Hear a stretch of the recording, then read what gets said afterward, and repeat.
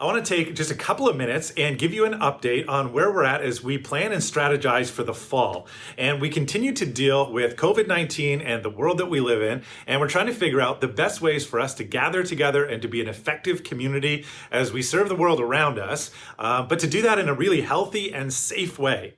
And we know that some of the activities that we're used to doing in church are still some of the more risky activities that we have. So meeting in large groups indoors, singing together, things that we really love to do and we want to get back to are still not the most safe things to do. We also know that while we can meet in some ways, the restrictions still make it really difficult for us to do those things in an effective way. And so we've been strategizing, and we want to let you know what this is going to look like as we move towards September and the fall. So if I could sum up our strategy in one simple sentence, I would say this: we want to make a big impact in small groups. Meeting together in small groups help us to have manageable numbers where we can do things in a healthy way and in a safe way, but also to be really effective in what we do. So what we're doing is we're spending some considerable time planning on how we can improve our life group experience and offer a number of options for you to make sure that you're coming into community in a number of different ways. Some of those will continue to be meetings online, but we're also going to introduce some in-person options utilizing our church building, where we can have small groups meeting in some of our bigger spaces to allow for physical distancing. And that way we can do some things like some watch parties where we watch the service together, even in those smaller groups, continue to have discussions, and to do something else that I'm really excited about, which is to form some missional communities. If you've been around Westside for a few years now, you're probably familiar with Food for Kids.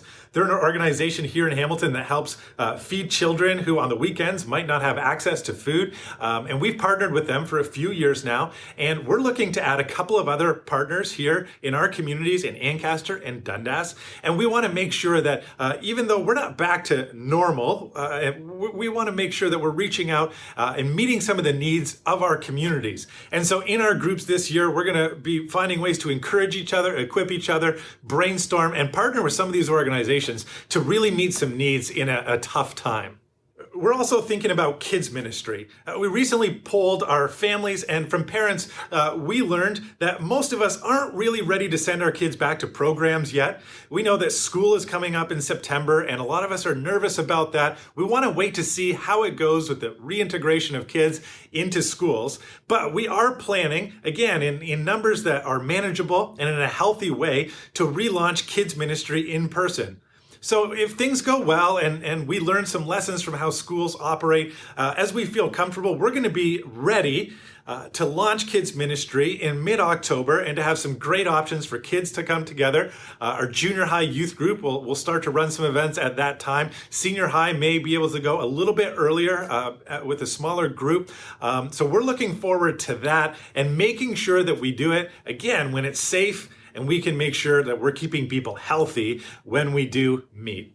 Of course, one of the things that we've learned in the last few months, if we didn't know it already, is that we have to hold our plans lightly. Things can change so quickly. And if things continue to get better, it's going to open up options for us as a church and as a community. But we also know that we need to be able to adapt and to move things back online, even if we've moved to some in-person stuff. Just to make sure that we're doing the best that we can to be effective, but also to stay safe and to stay healthy. So if you're wondering, what can I do right now to make sure that you stay committed and plugged into what we're doing at Westside, I want to invite you to join us by doing 4 things. Number 1, join us online on Sunday mornings. Make this a routine part of your week. Encourage you to join in on the chat session. Make sure that people know you're there. Ask questions or make comments, and we really want to make that time a really great resource for you. And so, as I said, we're continuing to look at ways that we can improve that experience and make sure that you join us online. Second thing, join a group this September. This, I want to urge you more than ever. And if you've never been a part of a group, this is a time to make sure that you sign up. You'll see the ways to sign up all through the month of September as we move to launching those groups in October. But this is going to be a time to make sure that you are cared for and that you are there to care for some other people.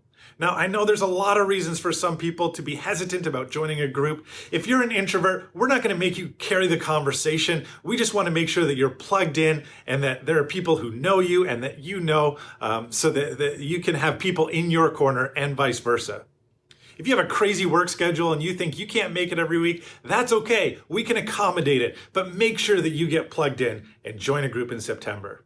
Third thing, join our kids' calls. If you have kids, we want to make sure that they stay connected. They see their friends and their leaders. Make sure that they know they're part of this Westside community. And those calls are so great. We know that it can be intimidating to try and get your kids on one more screen every week. But it has been a fantastic opportunity for our kids to come together and for their leaders to encourage them. And so you'll see every week, parents, resources sent out to you and links to Zoom calls. We would love for you to keep your kids connected. And then finally, join us in prayer. Pray for us as leaders as we continue to make decisions about how to best go forward. Pray for us as a community to stay connected and bonded, and pray for us to find ways to effectively serve the people around us. So I want to encourage you, and I really want to urge you this fall. Let's join together to make a big impact in small groups.